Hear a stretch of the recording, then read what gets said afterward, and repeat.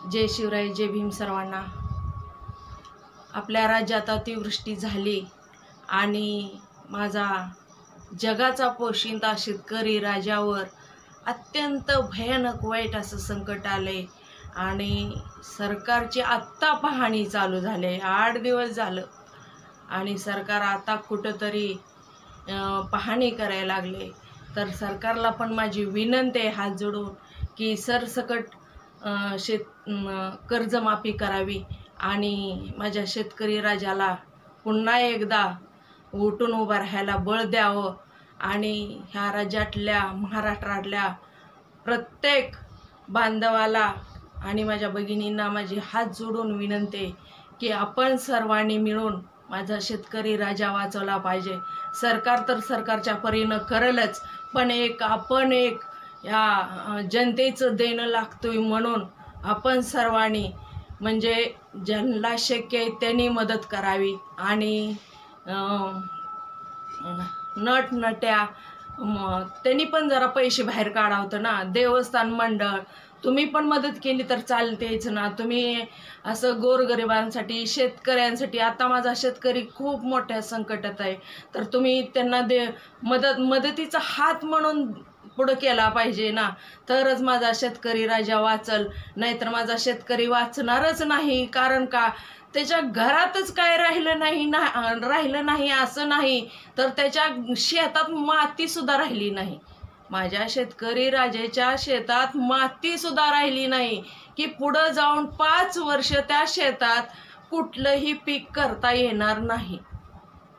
तर मग माझ्या शेतकरी राजानं जगायचं कसं? तर बांधवांनो किंवा भगिनींनो, तुम्हाला सर्वांना माझी हात जोडून विनंती की नोकरदार मंडळी असेल किंवा अरे आमदार खासदार तुम्ही लोकांनी दिलं तर काय बिघडतंय का तुमचं? तुम्ही पण मदत करायलाच पाहिजे ना। तुम्ही काय शेतकऱ्याची मतं घेतली नाही ते का? तुम्ही फक्त सरकार देईल सरकारवर बोलत राहिलाय। सरकार तर देईलच, सरकारचं कर्तव्यच आहे की ह्या राज्यातली जनता गोत्यात आली ना त्यांना वर काढणं ही सरकारचं कर्तव्य आहे। पण आमदार खासदार म्हणून तुम्ही काय करणार आहे? तुम्ही पण त्यांना मदतीचा एक हात दिलाच पाहिजे ना, तरच माझा शेतकरी वाचल। आणि हिरो हिरोईनला सुद्धा माझी हात जोडून विनंती आहे, तुम्ही सुद्धा माझ्या शेतकरी बांधवाला वाचवण्यासाठी एक मदतीचा हात म्हणून तुम्ही पण मदत करायलाच पाहिजे ना, तरच माझा शेतकरी राजा वाचल। आणि तुमच्या माझ्यासारख्यांनी सुद्धा ज्या ठिकाणी अतिवृष्टी झालेली नाही त्या सुद्धा माझ्या बंधू भगिनींना हात जोडून माझी विनंती आहे की आपण सुद्धा फुल नाही फुलाची पाकळी दिली पाहिजे, तरच माझा शेतकरी राजा वाचल। नाही तर माझा शेतकरी बांधव वाचणार नाही। कारण का त्याच्या घरात लेकरांचं दप्तर सुद्धा राहिलेलं नाही, दप्तर सुद्धा वाहून गेलेलं आहे।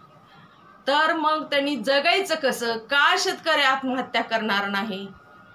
शेतकऱ्यानं जर आत्महत्या केली तर तुम्ही सुशिक्षित लोक, नोकरदार लोक, आमदार खासदार जे बी कोण असते ते तुम्ही जगणार कसं?